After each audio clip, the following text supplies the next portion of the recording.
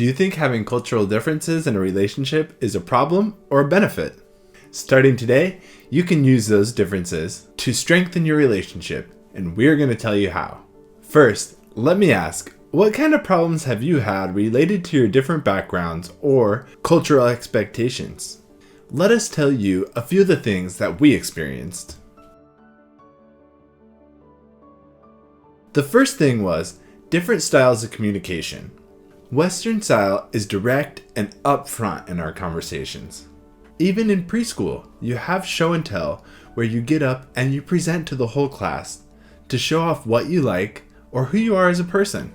However, in Japan, not speaking your mind and avoiding standing out from the crowd is a big part of the peaceful culture. I would ask if Mariko wanted to go golfing, and oftentimes she would just reply by, maybe, which always usually meant no. Indirect communication often made me confused and wondering where the discussion left off.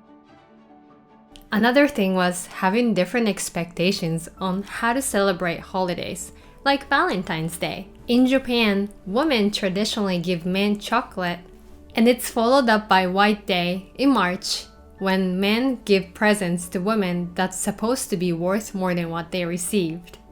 Now, in America, Valentine's Day is celebrated with flowers from men, plus sometimes additional gifts. One more big conflict that was part of our everyday was having a different preference in food. This might depend on the couple, but for us, our comfort food was completely opposite. For me, it is rice bowl with seaweed and miso soup. And for Brandon, it's cheeseburger and fried chicken. So oftentimes, we did not agree on what we really wanted to eat for lunch or dinner. Finally, one of the conflicts that really lingered around was arguments and conversations around punctuality. I would often say, "I'll be home soon," or "Hey, I'm about to leave the office." Then I would be home an hour or two later. To her, that was not really soon.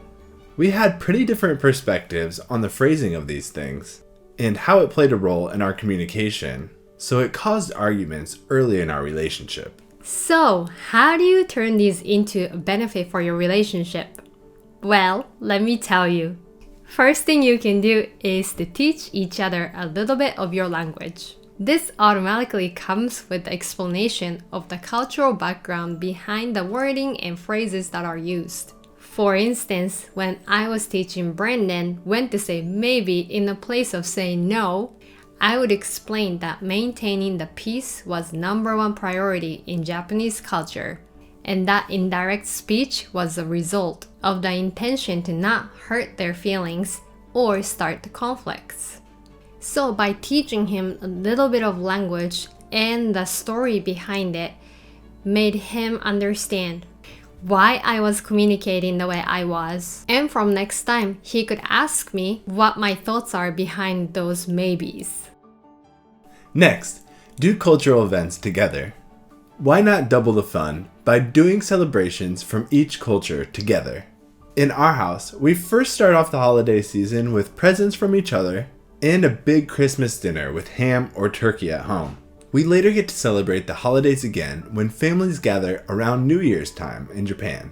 Or you can even combine them to start your own traditions. For us, after a few years of trying each other's Valentine's Day traditions, we formed our own style. We usually go to a romantic dinner at a nice restaurant and bring a card with a well thought out message for each other. We made Valentine's Day a day to spend together, not just a chocolate exchange. I still like to bring Mariko flowers, but our favorite part of the night is talking about our history together and reading the cards that we wrote for each other.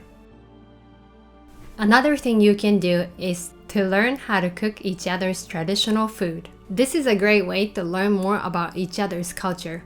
Cooking for someone is a nurturing act, and it can help to encourage the sense of trust, belonging, and closeness. There was one time in our early marriage when I was not having a good day. After I locked myself in the bedroom for a while, I heard a knock on the door and Brandon came to get me.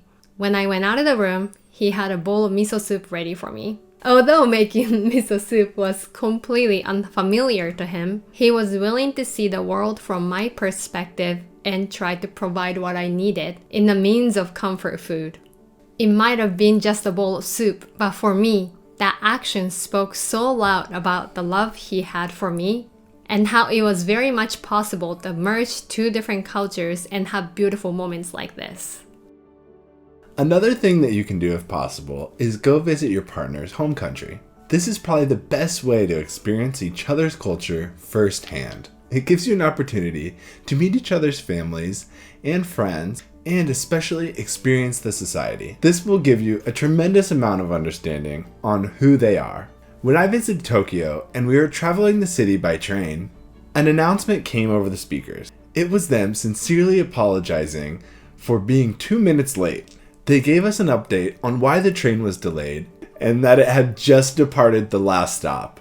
They sincerely apologized again, and experiencing that firsthand for me gave me a perspective on the punctuality issue that we had experienced early in our marriage. At the same time, Mariko seeing that I was so surprised by this and wondering why that they were apologizing made her realize that this was not the lifestyle that everybody was raised in, and that she had just a little bit of unspoken expectation. Last but not least, this is actually the easiest one to try. It is watching TV shows and movies from their country.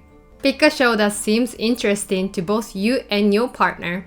It could be anything from movies to anime to documentary even. You could do this as an activity together in person or even remotely while you're connected through video call. Even if you couldn't be on the call for hours together, you could pick an episode for the week and watch it separately and shoot each other a text about it. We like watching One Piece from Japan and Modern Family from America. We personally like to watch it with subtitles because it comes with the benefit of being able to learn the language as well. So pick a show, ask questions, and talk about the story and characters. You'll be surprised how much of the culture you end up learning from talking about characters' background or phrases you catch on the show. Do you have any shows you like to watch together? If you try these things, take time to share, and learn about each other's culture, you can create a bond that is truly unique. This means you can see these differences as the thing that makes your relationship special, not problems. If you have any ideas or things that you do to celebrate each other's culture, let us know down in the comments. Thank you for watching today's video. Don't forget to like, subscribe, and smash that notification button for more stories and tips on international relationships.